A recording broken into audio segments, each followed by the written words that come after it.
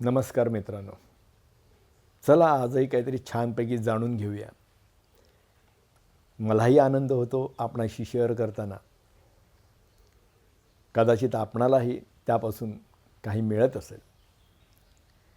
तर आज आपण पाहूया चाणक्य नीती, क्रो लेसन. जीवनात पुढे जायचं आहे पण मार्ग सापडत नाही आहे. कितीही प्रयत्न केले तरी यश हाताशी येत नाही. मग कदाचित उत्तर तुमच्या आजूबाजूलाच आहे आणि तेही एका साध्या पक्षामध्ये, कावळ्यामध्ये. प्राचीन भारतीय तत्त्वज्ञ आचार्य चाणक्य यांनी आपल्या नीतीमध्ये एक अनोखा विचार मांडला आहे. ते म्हणतात, निसर्ग आपल्याला रोज काही ना काही शिकवत असतो. फक्त आपण ते लक्षपूर्वक पाहायला आणि समजून घ्यायला हवं. त्यांच्या मते कावळा हा साधा पक्षी नाही, तर तो आयुष्याचे काही महत्त्वाचे धडे देणारा गुरु आहे. चाणक्यांच्या मते कावळ्यामध्ये असे 5 गुण आहेत. ते जर एखाद्या व्यक्तीने आत्मसात केले तर त्याच्या आयुष्यात सकारात्मक बदल घडू शकतात.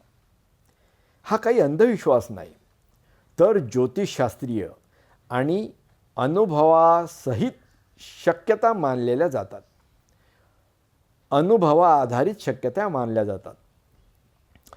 सर्वात पहिला गुण, गोपनीयता. कावळा आपल्या हालचाली आणि सवयी सहजपणे कोणालाही कळू देत नाही. तो नेहमी सावध असतो. ह्यावरून असा संकेत मिळतो की आपणही आपल्या वैयक्तिक गोष्टी प्रत्येकासमोर मांडू नयेत.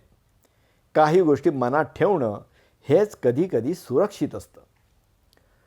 दुसरा महत्त्वाचा गुण, संयम करण्याची सवय. कावळा लहान लहान वस्तू गोळा करत राहतो. कधी उपयोगी पडतील सांगता येत नाही. त्याचप्रमाणे आपणही पैशाचा, ज्ञानाचा आणि अनुभवाचा साठा करत राहणं आवश्यक आहे. भविष्यातील अडीअडचणींमध्ये हेच आधार ठरू शकतात. तिसरा गुण, सतर्कता. कावळा कधीही निष्काळजी नसतो. आजूबाजूला काय चाललंय ह्यावर त्याची कायम नजर असते. हीच गोष्ट आपल्यालाही लागू होते. आयुष्यातील प्रत्येक निर्णय घेताना जागरूक राहणं खूप महत्त्वाचं असतं. चौथा गुण, सहकार्याची भावना. संकटाच्या वेळी कावळा एकटा राहत नाही. तो आपल्या साथीदारांना बोलावतो. ह्या मागचा संकेत स्पष्ट आहे. अडचणीच्या वेळी मदत मागायला अजिबात संकोच करू नये. योग्य लोकांसोबत राहणं ही ताकद असते, कमजोरी नाही. पाचवा आणि शेवटचा गुण, विचारपूर्वक विश्वास. कावळा कोणावरही लगेच विश्वास ठेवत नाही. तो आधी निरीक्षण करतो, परिस्थिती समजून घेतो आणि मगच पुढे पाऊल टाकतो. आयुष्यातही हेच तत्त्व लागू होतं. डोळे झाकून विश्वास ठेवणं अनेकदा नुकसानकारकच ठरू शकतं. हे सर्व गुण पाहता चाणक्यांचा संदेश अगदी स्पष्ट आहे. निसर्गात प्रत्येक गोष्ट आपल्याला काहीतरी शिकवते. फक्त त्या संकेतांना ओळखण्याची गरज असते. कदाचित तुम्ही रोज कावळा पाहत असाल, पण कधी त्याच्याकडून शिकण्याचा प्रयत्न केला आहे का?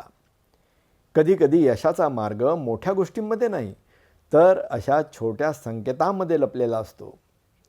तरी मित्रांनो, आपल्याला डोळे दिलेले आहेत, ईश्वराने बुद्धी दिलेली आहे. आपल्या सभोवतीच आपल्याला शिकवणारे हजार गुरु आहेत, दडलेले आहेत. त्यांचा मतितार्थ समजावून घ्या आणि आपलं जीवन सफल करण्याचा प्रयत्न करा. शुभम भवतु.